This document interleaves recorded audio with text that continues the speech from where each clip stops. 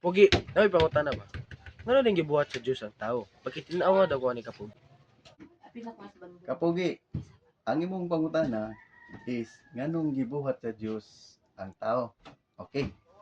Akong tubagan na kapogi, adunay duha ka tawag na to og rason or duha ka punto nga mayatag sa imo. Nganong gibuhat sa Dios ang tao. Unang punto, sumala sa Henesis kapitulo 1, bersikulo 26. So, giklaro ginadiha nga gibuhat sa Dios ang tao kasama sa iyang kagway ng babae o lalaki. So kay gibuhat man sa Dios ang tao nga sama sa iyang kagway, subot pa sabot na dili ingon literal nga pareha tag naong sa Ginoo. Pareha na pud tag mga naong, kay mura na tag mga kabaw ana, parehag mga naong.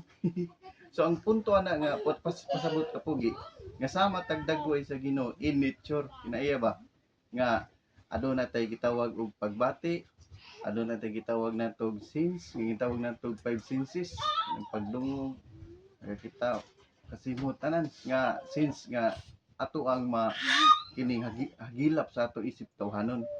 Mo nay but pasabot. So ikaduha nga punto kapugi nga gibuhat ta sa Dios sumala sa gitawag nato og Isaiah 43 bersikulo 21.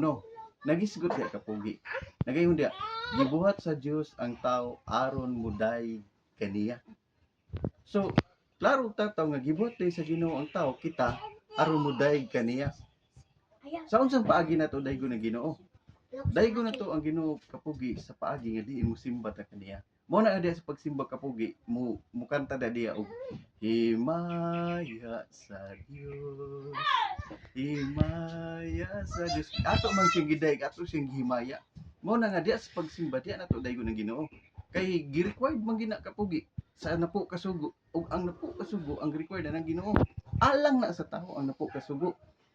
Unsay ingon sa Exodus 20 bersikulo 8 ngadto sa Jis, ningon ang Ginoo makatrabaho ka mo sulod sa unom ka adlaw o sa kapito ka adlaw, igahin ka na alang kanako. Subot pasabot igahin nato para sa iya aron nato siyang simbahon, daygon ni ana nga mga kapanahunan. Mao na kapugi nga ato gid nga daygon ang Ginoo kay gihimo man ta niya. Niya ato pud nga isangyaw ang iyang kaayo ug ato pud ipatin-aw ang iyang mga kasuguan, kabubuton ug balaod. Kay kita binuhat man ta niya, ato pud isukli kaniya. Mao na kapugi ug maayong buntag ug maayong adlaw kanatong tanan. God bless you.